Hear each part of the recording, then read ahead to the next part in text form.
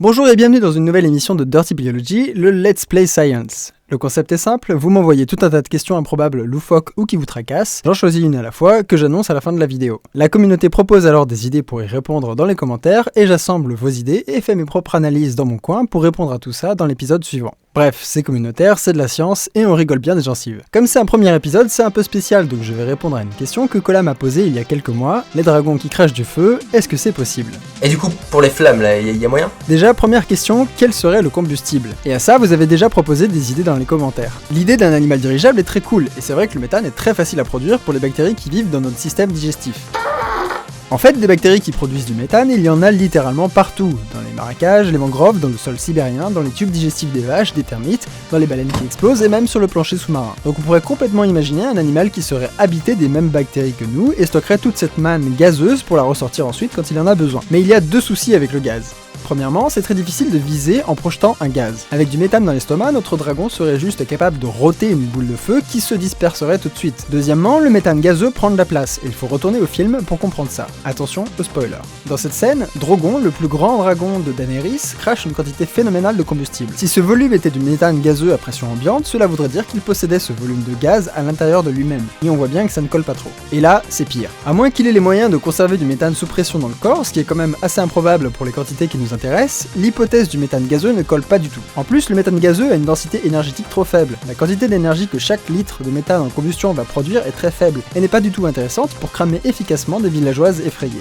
Ou des marchands d'esclaves d'ailleurs. On peut même s'amuser à estimer rapidement la quantité d'énergie qu'il faut pour brûler un corps humain. Un corps humain de 70 kg est composé à 65% d'eau et contient un volume de 45 litres d'eau. Pour vaporiser 45 litres d'eau, la thermodynamique nous dit qu'il faut 100 000 kJ. Comme le méthane a une densité énergétique de 0,037 MJ par litre, pour obtenir 100 MJ, il faut brûler à peu près 3 m3 de méthane. 3000 putains de litres. On voit clairement que ça ne rentre pas dans le dragon, donc il nous faut un combustible qui contienne plus d'énergie par volume, bref, qui ait une densité énergétique plus importante. On pourrait se dire, tiens, liquéfions le méthane. Et c'est pas con, le méthane liquide est au centre de nombreux essais de la part de la NASA et de SpaceX pour devenir le nouveau carburant des fusées dans le cadre de leur projet du réacteur Raptor.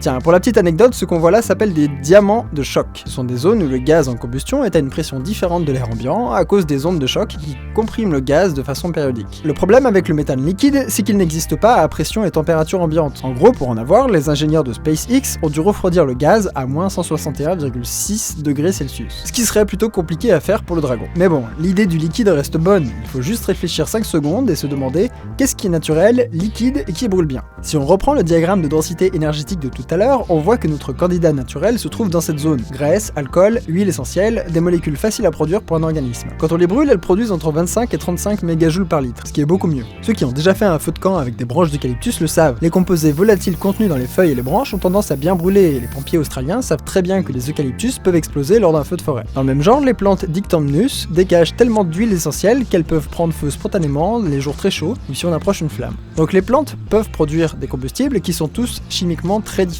mais qui ont les mêmes propriétés et sont très faciles à faire flamber. Leur température minimale d'ignition, qu'on appelle le point d'inflammation, est très faible. L'huile de lin est aussi très connue pour ses combustions spontanées déclenchées au contact de l'air, en particulier avec le dioxygène. Pour la petite histoire, le corps momifié du pharaon Toutankhamon a été retrouvé complètement brûlé parce que ses bandelettes avaient été imbibées d'huile de lin et au contact prolongé du dioxygène de la chambre funéraire, ça a fini par consumer le cadavre divin. Les tout premiers lance-flammes de l'histoire utilisaient aussi probablement des molécules organiques de ce type comme de la résine, de l'huile, etc. Bref, du coup on a notre combustible, un biocarburant de type huile végétale ou huile essentielle que le dragon se débrouillerait pour produire avec un organe spécialisé. Pourquoi pas? Une fois qu'on a le combustible et le comburant, il ne manque plus que l'étincelle, et il y a 4 façons de faire. Je vais commencer par la plus nulle et finir par la plus cool. La première est la façon un peu traditionnelle. En gros, le dragon se débrouille pour avoir un dépôt de métal sur les dents et les fait s'entrechoquer jusqu'à qu'elle dégage une étincelle. La métallisation d'un organe n'est en fait pas si rare dans le vivant. Certaines guêpes ont une tarière renforcée au zinc, des vers marins ont une mâchoire qui contient de l'atacamite, les chitons ont des dents composées de magnétite. Donc un dragon avec des dents métalliques n'aurait plus qu'à cracher son combustible, synchroniser un coup de dent avec l'allumage et souffler très fort pour pas que ça lui brûle l'intérieur de la gueule. La deuxième méthode est une combustion hypergolique. Pour faire simple, quand on met deux liquides précis en contact, ils déclenchent une réaction qui génère de l'énergie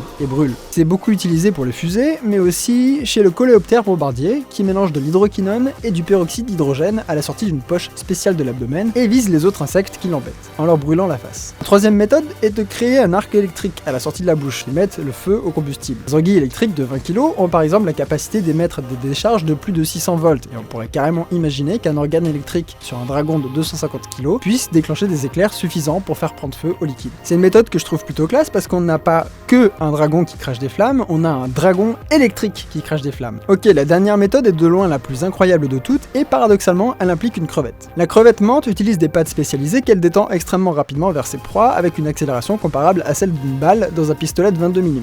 Le mouvement est si rapide qu'il génère une pression de 20 000 pascal quelques centimètres devant la patte et une bulle de cavitation apparaît en quelques millisecondes contre la patte pour imploser quasi instantanément. L'implosion de la bulle génère très brièvement de la lumière et de la chaleur et la température de la bulle peut monter jusqu'à 4700 degrés, largement suffisant pour booter le feu à notre combustible qui n'en demande d'ailleurs pas tant. On pourrait imaginer un mécanisme comparable dans la bouche du dragon comme une langue à ressort par exemple. Le dragon remplit sa bouche de combustible, fait claquer sa langue en une milliseconde et fout le feu au liquide dans sa cavité buccale. Bon, j'avoue c'est assez alambiqué mais c'est quand même putain de badass. Bref, maintenant on sait que c'est possible. On a un dragon qui produit et qui crache des huiles et qui le fait prendre au feu grâce à l'une des 4 méthodes que je viens de vous présenter. Mais pourquoi est-ce que le dragon aurait acquis au cours de son histoire évolutive de telles capacités? Quel est l'avantage reproducteur offert par cette arme? C'est très simple. La bouffe cuite est meilleure que la bouffe crue. C'est parce que cuit, les aliments se mâchent mieux et se digèrent plus facilement. D'ailleurs, notre tube digestif a énormément rétréci depuis que nos ancêtres ont commencé à cuire les aliments, ce qui nous a permis d'allouer toutes ces ressources à la croissance d'un plus gros cerveau. En plus, la cuisson enlève les toxines, les bactéries, les parasites, etc. Dans un article sobrement intitulé « Les grands singes préfèrent la nourriture cuite », des chercheurs ont constaté que lorsqu'on présentait de la viande cuite et de la viande crue à un chimpanzé, il avait tendance à préférer la viande cuite. Le scénario évolutif pourrait être le suivant. Le dragon possède des dents métalliques, un organe électrique ou une langue à ressort, et l'utilise pour des fonctions qui ne sont pas reliées à la mise à feu du liquide. Comme je n'ai pas d'imagination, on va dire que c'est pour attraper des proies ou pour les mâcher plus facilement. L'ADN des cellules produisant de la salive mute, et elles produisent de faibles quantités de combustible. Ce qui lui confère un léger avantage parce que, par exemple, ça diminue le nombre de bactéries buccales et diminue le risque d'infection. Ce léger avantage se transforme en avantage reproducteur, et la production de salive combustible est positivement sélectionnée. On peut aussi imaginer que de la sélection sexuelle s'en mêle et que les femelles finissent par préférer les mâles qui crachent la plus grosse flamme. Ça s'emballe et c'est la course à la plus grosse, et les dragons finissent par avoir d'énormes glandes salivaires hypertrophiées qui produisent de l'huile et peuvent foutre le feu au monde entier. C'est très cool.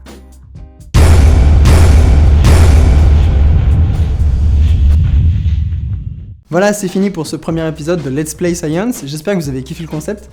Normalement les prochains épisodes devraient être plus courts, là je me suis un petit peu emballé parce que en fait j'avais déjà prévu un épisode là-dessus donc j'avais plein de choses à dire. L'épisode suivant devrait répondre à la question « Que se passerait-il si la nature se rebellait ?» Et donc je compte sur vous pour répondre dans les commentaires, proposer vos idées les plus folles et qui me serviront ensuite à créer l'épisode comme ça a été le cas pour celui-là. Comme c'est collaboratif, ça marchera pas sans vous, donc n'hésitez pas à y aller sur les commentaires.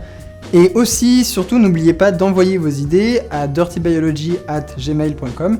Donc ça me servira d'avoir une liste de questions dans laquelle je pourrais taper pour faire de nouveaux épisodes. À part ça, je suis désormais sur Tipeee, donc si vous voulez me soutenir dans la vie de tous les jours pour le projet Dirty Biology, si vous voulez soutenir Dirty Biology, vous pouvez aller sur Tipeee et donner, je sais pas moi, 10 000 € par exemple, c'est le minimum, et n'hésitez pas. Sinon, l'illustration de la fin est de Cola Grasset, qui est aussi mon frère au passage, et vous remarquez qu'elle est super bien, et vous pouvez aller remarquer ses autres illustrations, et remarquer qu'elles sont aussi super bien, sur sa page Facebook et sur son Tumblr, allez-y, faites-lui plaisir, il ne demande que ça, et tout ce qu'il fait est très très bien. Encore une annonce, je suis aussi présent sur la page Facebook La Vidéothèque d'Alexandrie, donc c'est un espèce de repère de plein de chaînes culturelles qui sont excellentes, de très bonne qualité. N'hésitez pas à y faire un tour parce que la plupart des gens qui sont là-bas ne sont pas assez connus par rapport à leur talent, qui est quand même assez fat, donc allez-y, go. Pour n'en citer que 3, je voudrais au moins vous présenter Pilote, qui est une chaîne qui parle de séries, qui fait des analyses de séries, c'est absolument génial, c'est très drôle. La chaîne de Prof Otika, qui fait de la science en se basant sur les jeux vidéo comme exemple, c'est parfait.